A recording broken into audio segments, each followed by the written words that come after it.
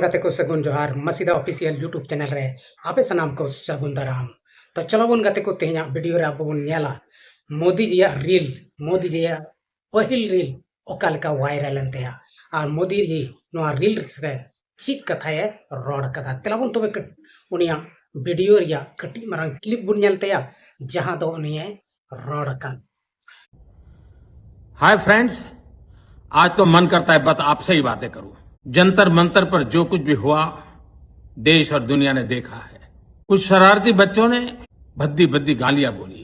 किसी भी सभ्य समाज को शोभा न दे ऐसे शब्दों का प्रयोग किया गया। मुझे तो गालियां दी गई, मेरी स्वर्गीय माता को भी गालियां दी गई। न जाने कितना भद्दा स्वरूप था कि बचपन में गलतियां होती हैं और बचपन में गलतियों से सुधरने का अवसर भी होता है। तबे गाते को अब बन नेल किदा नोडे मोदी जी रील्स जहां रे दो उनी दो जंतर मंतर रे जहां प्रोटेस्ट होइलेन जहां दो जुवन को प्रोटेस्ट ले आंदोलन रे जहां दो शिक्षा मंत्री विषय ते धर्मेंद्र प्रधान विषय ते उनी जहां दो को इस्तीफाए लगी को प्रोटेस्ट ले ओना विषय ते नुई दोय रोड कदा अब बन आंजम केतया ओका लेका उनी आज गोगो लेक कते से आज लेकते पूरे जुवन को एगेर लेदा मेनते। हालांकि नोआ एगेर को कथा दो अकयटा को एगेर लेदा बेस कोड़ा से बेस कुड़ी से बड़ी कुड़ी नोआ दो बाबन लई किया उन भीड़ भड़ाका रे अकयटा रंगावते चित को रोड लेदा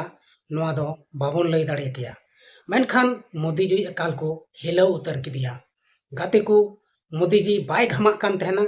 उनी चुपचाप आया जहाटा मेन कान तया उनारे अड़ा हुआ तहलना उनी दो धर्मेंद्र प्रधान बांग इस्तीफा अचुवाए मेन अचुए तहना उना इयते उनी दो एकाले थीर थाम कान तहना अकय ठेट के चित गे बाय रोड़े तहना बांदो सोशल मीडिया रे जहान कथा न प्रोटेस्ट से आंदोलन बखराते जहान है रोड़े तहना। मेनखान अंतिम रे जब नोआ उग्र रूपे नेले धुरवेना तो उनिया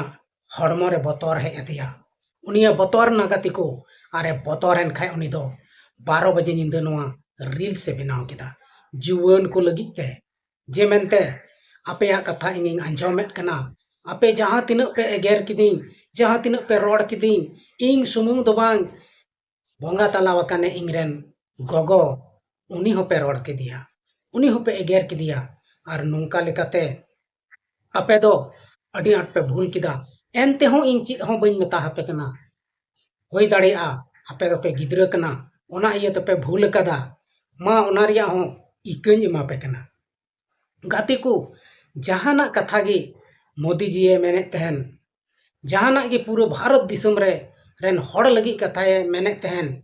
से मोमबत्ती जरे तहन से जहाना गे चिकाए तहन उनिया दो समय दो तहे कान तया 8 बजे अयुब तोरा रे मेनखान गाते को नोंकाय बतौरना जे मेनते उनी दो 12 बजे निंदा वीडियो बना होयनतेया और नोआ पहिल वीडियो उनिया पहिल रील्स बन नेले तया ओका लेकाय बनाव कदा नहय नोंका कोयो कते आदो पहिल रील्स तहलन तया एक दो बतौर कना ओनाते उनी आया नजर सीधा बाय दोहो लेदा और रील्स दो बनाव के गया थर थरा कना नते नहय नोंका थी को थर थरा कान तया एनते हो उनी रील्स से बनाव केदा और पहिला रील्स गे उनिया वायरल गोड एनतेया उनी दो दोसार रील होय बनाव कदा ओनारे चित कथाय रोड कदा ओना हो हजुक कान वीडियो रबन नेला ना नितो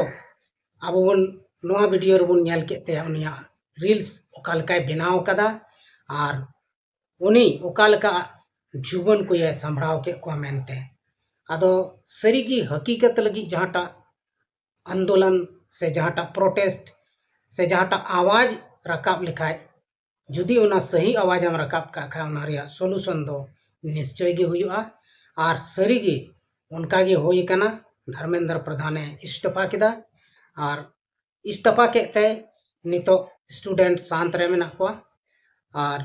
होई दाड़े उनी इस्तीफा बाद दो प्रत्येक साल नोंका नीट पेपर बांग लिखु से एमान तिया जहाना गे नौकरी चाकरी रिया एग्जाम हुई कानूना को तो बांग लिखुआ मेनते नोंका जुवन को हुदिस कदा आदो चलो बन तेहना नो कटिंग मारंग वीडियो नोड़े के बन मुचाद काट कना मा एनेखान सनाम को गे इन सेन खन मुचाद जोहार।